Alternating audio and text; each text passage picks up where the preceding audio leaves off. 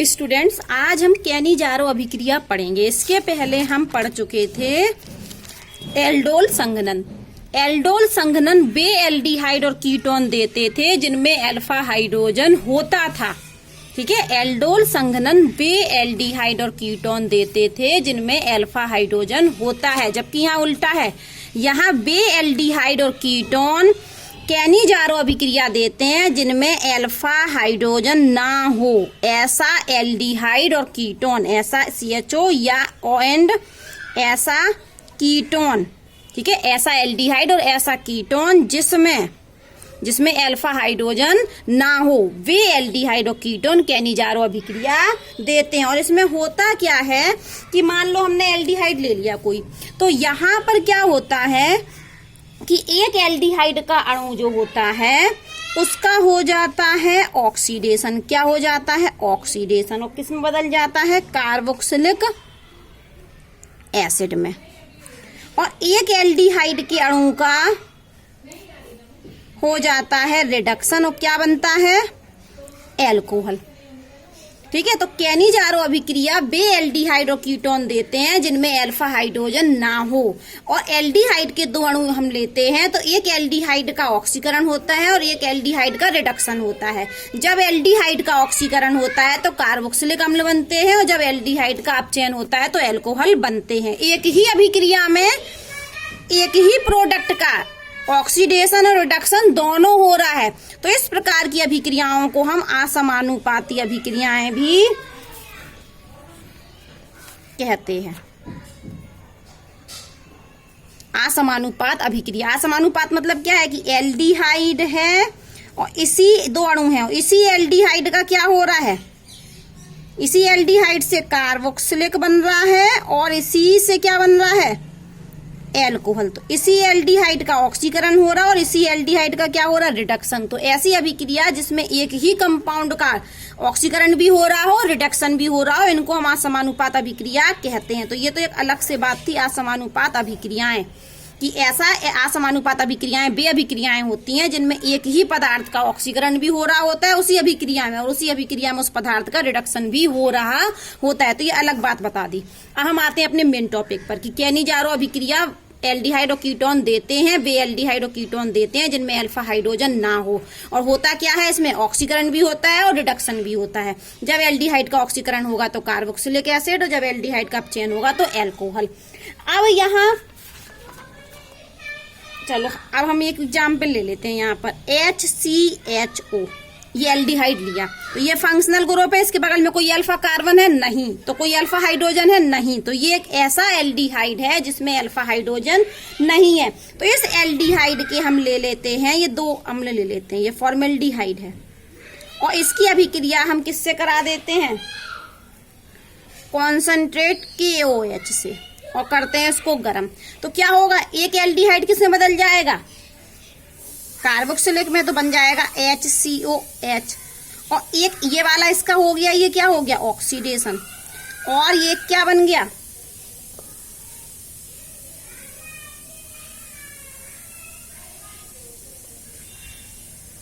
H, तो ये बन जाएगा हमारी CH3OH। तो ये क्या हो गया? इसका रिडक्शन। और यहाँ पर कार्बोक्सिलिक अम्ल तो बनता है, लेकिन कैसा उसका साल्ट बनता है? Potassium salt. तो हम इसको H हटा दें और क्या लगा दें यहाँ पर? K।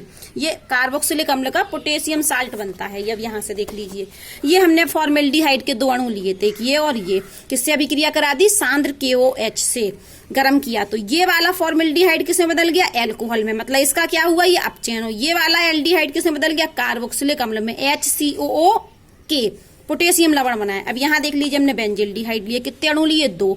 और बेंजिल्डिहाइड की अभिक्रिया करा दी हमने NaOH से और गर्म कर दिया। हमको स्ट्रॉन्ग बेस लेना है कोई भी, ठीक है, डाइल्यूट नहीं चलेगा, सांद्र लेना पड़ेगा। जबकि एल्डोल में हम डाइल्यूट लेते थे, यहाँ पर कंसंट्रेट लेना है। तो एक CHO ग्रुप किसे बदल जाएगा? CH2O में। बेंजीन रिंग जैसे की जैसी रहेगी। तो ये यहाँ से यहाँ बना, क्या हुआ? रिडक्शन हुआ एल्डिहाइड का। अब CHO ग्रुप किसमें बदलेगा? कार्बोक्सिलिक में। वो भी कौन सा कार्बोक्सिलिक? सोडियम क्यों, देखो यहाँ पर हमने पोटेशियम हाइड्रोक्साइड लिया तो पोटेशियम साल्ट बना, यहाँ हमने सोडियम हाइड्रोक्साइड लिया तो सोडियम का साल्ट बना। तो कार्बोक्सिलिक अम्ल तो बनता है, लेकिन हम जैसा बेस लेते हैं वही वाला साल्ट हमारा बन जाता है। तो यह है रिएक्शन। अब हमको पढ़नी है तीसरी, इलेक्ट्रॉन रागी प्रतिस्थापन अभिक्रिया। तो आप जानते थे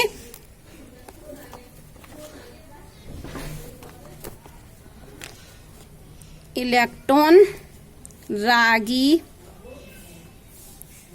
प्रतिस्थापन अभिक्रिया, जैसे आप जानते थे कि फिनॉल होता था हमारा, तो ये क्या करता था, ऑर्थो और फिनॉल होता था तो क्या देखा था, ऑर्थो और पैरा पर जुड़ता था। लेकिन एल्डिहाइड में, जैसे हम यहाँ एक एल्डिहाइड बेंजल्डिहाइड ले लेते हैं, ये हमने बेंजल्डिहाइड लिया और इसकी अभिक्रिया हमने करा दी कॉन्सनट्रेट HNO3 और कॉन्सनट्रेट H2SO4 से। तो याद होगा आपको HNO3 से हमें क्या मिलता था, नाइट्रोनियम आयन, और ये नाइट्रोनियम क्या रहेगा था हमारा, इलेक्ट्रॉन रागी। तो यहाँ पर इसमें तो ऑर्थो और पैरा निर्देशक होता है फिनॉल, जबकि बेंजल्डिहाइड में ये NO2 ग्रुप क्या होता है, मेटा पर आकर जुड़ेगा। ये क्या होता है, मेटा डायरेक्टिव होता है, मेटा निर्देशक होता है। फिनॉल में ऑर्थो और पैरा पर जुड़ता था इलेक्ट्रॉन रागी, ये E+, और इसमें E+ कहाँ जुड़ेगा, मेटा पर जोड़ देते हैं। ये लिया हमने CHO और यहाँ पर हमने ये क्या जोड़ दिया, NO2 ग्रुप जोड़ दिया।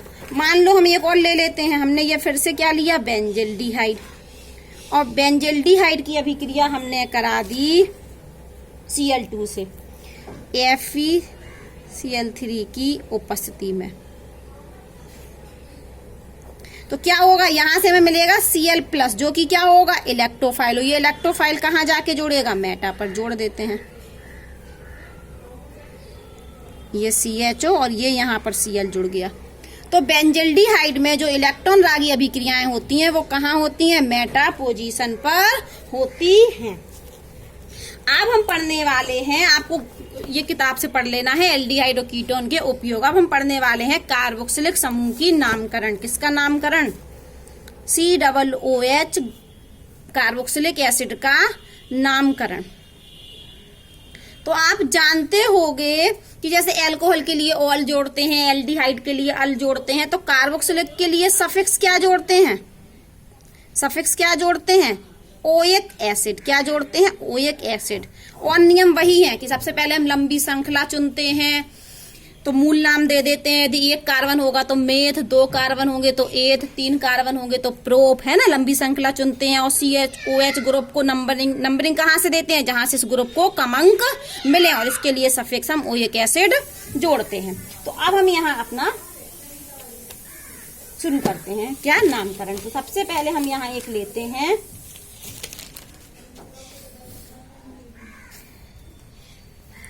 अब ऐसे हम यहाँ पर एग्जाम्पल लिख रहे हैं, ये CH3COOH, ठीक है। एक हमने लिख दिया C6H5COOH। तो ये कैसा कार्बोक्सिलिक हुआ, ये एलिफेटिक वाला, ये कैसा वाला, एलिफेटिक कंपाउंड है। और ये कैसा कंपाउंड है, एरोमेटिक कंपाउंड, ठीक है। तो एलिफेटिक में क्या होगा, एल्काइल ग्रुप होगा, जबकि एरोमेटिक में एराइल ग्रुप। ये एल्काइल ग्रुप और ये एराइल ग्रुप। अब हम आपको एक बात तो और बता दें कि जो कार्बोक्सिलिक के जो डेरिवेटिव्स होते हैं, डेरिवेटिव, जैसे ये था हमारा कार्बोक्सिलिक OH, ये तो हमारा कार्बोक्सिलिक है, मतलब मान के चलो इस OH को हटा के हम यहाँ क्या जोड़ दें, Cl। तो ये क्या हो गया, डेरिवेटिव हो गया किसका, कार्बोक्सिलिक का। और इसको हम क्या बोलते थे, एसिड क्लोराइड। क्या बोलते थे, एसिड क्लोराइड, पहला डेरिवेटिव। दूसरा, ये जो OH ग्रुप हट जाए और किससे प्रतिस्थापित हो जाए, NH2 से। तो ये OH होता तो कार्बोक्सिलिक, और OH की जगह क्या आ गया, NH2। तो ये क्या बन गया हमारा, ये बन गया हमारा एमाइड्स। तो एमाइड भी क्या होते हैं, कार्बोक्सिलिक के डेरिवेटिव होते हैं। एसिड क्लोराइड भी डेरिवेटिव हैं, एमाइड भी डेरिवेटिव हैं।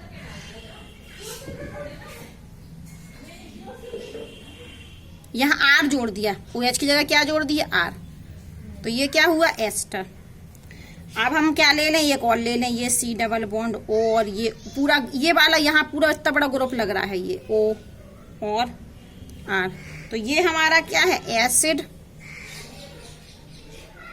हाँ, एनहाइड्राइड्स। तो एमाइड्स हो गए, एस्टर हो गए, एसिड क्लोराइड हो गए और एसिड एनहाइड्राइड हो गए, ये सब क्या है, कार्बोक्सिलिक के डेरिवेटिव्स हैं। अब हम अपने नामकरण पर आते हैं। तो सबसे पहले हमने लिया यहाँ पर, किताब से बता देते हैं, ये दिया है हमको, तो ये एक कार्बन है, इसमें कितना कार्बन है, एक कार्बन। तो क्या लगेगा, श्रृंखला मूल नाम क्या लिखेंगे, मेथ, क्या लिखेंगे, मेथ, और सफिक्स क्या जोड़ेंगे, ओएक एसिड, तो ये क्या हो गया, मैथेनोइक अम्ल। और इसका कॉमन नाम होता है फॉर्मिक अम्ल। ये CH3COOH, इसको कॉमन नेम क्या है, सामान्य नाम एसिटिक अम्ल। कार्बन कितने, एक और दो, तो ये क्या हो जाएगा, एथ। और सफिक्स, इसके लिए सफिक्स क्या जुड़ेगा, ओएक एसिड, तो ये हो जाएगा एथेनोइक अम्ल। यहाँ पर 1 2 3 कार्बन तो प्रोपेनोइक अम्ल, ये 1 2 3 4 कार्बन तो ब्यूटेनोइक अम्ल, और ये इनके एक सामान्य नाम है जो आपको याद करने पड़ेंगे। तो ये तो बिल्कुल चलते जा रहा है। 1 कार्बन तो मैथेनोइक अम्ल, 2 कार्बन तो एथेनोइक अम्ल, 3 कार्बन तो प्रोपेनोइक अम्ल, 4 कार्बन तो ब्यूटेनोइक अम्ल, 4 के लिए ब्यूट और ओएक अम्ल जोड़ते जाइए। अब यहाँ आते हैं हम, ये वाला हम थोड़ा इससे बता देते हैं। ये यहां लिखा हमने CN और यहां लिखा IUPAC नेम। CN का मतलब कॉमन नेम, सामान्य नेम। तो इसका जो कॉमन नेम होता है वो तो होता है ऑक्जेलिक एसिड। क्या होता है, ऑक्जेलिक एसिड। अब इसका थोड़ा सुनिए आप, क्या होता है, यहां पर हम 2 कार्बन दिख रहे हैं, ठीक है, तो हम इसको बोलेंगे एथ, और 2 ग्रुप जुड़े हैं तो एथेन डाई ओएक एसिड, ये होगा इसका नाम, ठीक है। अब हम ले लें एक और एग्जाम्पल, COOH, ओएक ऑक्जेलिक अम्ल में बीच में हमने एक एल्काइल चेन लगा दी, COOH। देखिए ये COH था, यहाँ पर ये बीच में लगा दिया, तो इसका नाम, कॉमन नेम क्या है इसका कॉमन नेम है सक्सिनिक अम्ल, सक्सिनिक एसिड। अब 1 2 3 कितना, 1 2 3, तो अब क्या बोलेंगे हम, प्रोपेन, क्या बोलेंगे, प्रोपेन, और नंबरिंग दे देंगे 1 2 3। तो अब ग्रुप कहाँ जोड़ा, 1 और 3 पर, तो प्रोपेन 1,3 डाई ओएक एसिड, ठीक है। इसी तरीके से यहां देखिए, यदि ये 2 हो गए, CH2 कितने हो गए, 2, तो इसको, अरे ये सक्सिनिक नहीं था, ये मेलोनिक था, ये मेलोनिक एसिड था। ये पहला एग्जाम्पल, ये दूसरा एग्जाम्पल। अब देखिए, यदि COH में ये CH2 के 2 अणु जुड़े हों, कितने अणु, 2 अणु, और फिर COOH, तब होता है एक अणु में मेलोनिक अम्ल, 2 CH2 हो, तब इसको बोलते हैं हम सक्सिनिक एसिड। अब इसका नाम देखो, 1 2 3 4, तो हम क्या लिखेंगे, कॉमन नेम ब्यूटेन, और कहाँ जुड़ा, 1 और चौथी कंडीशन पर, 1 2 3 4, तो 1,4 डाई ओएक एसिड, ठीक है। इसी तरीके से आप ये नाम देख लीजिए, यहाँ पर उन्होंने अब कितने कर दिए, CH2 3, तो ये क्या बन गया, 1 और 3 4 और 1 5, तो पेंटेन डाई ओएक अम्ल। अब उन्होंने 4 जोड़ दिए, तो 2 कार्बन ये है, 4 ये, तो 6, तो हेक्सेन डाई ओएक अम्ल। इसी तरीके से नाम आते जाते हैं। अब एक बार, अब ये तो, अब यहाँ और एग्जाम्पल लेते हैं, ये ले लिया हमने, तो ये है हमारा बेंजोइक अम्ल। इसका सामान्य नाम भी बेंजोइक अम्ल है, और IUPAC नेम भी इसका बेंजोइक अम्ल है। लेकिन इसका एक और नाम है, बेंजीन कार्बोक्सिलिक। क्या है इसका नाम, बेंजीन कार्बोक्सिलिक, एक और नाम है, या करके लिख दें हम इसका कॉमन नेम, बेंजीन ये रिंग, और ये कार्बोक्सिलिक, बेंजीन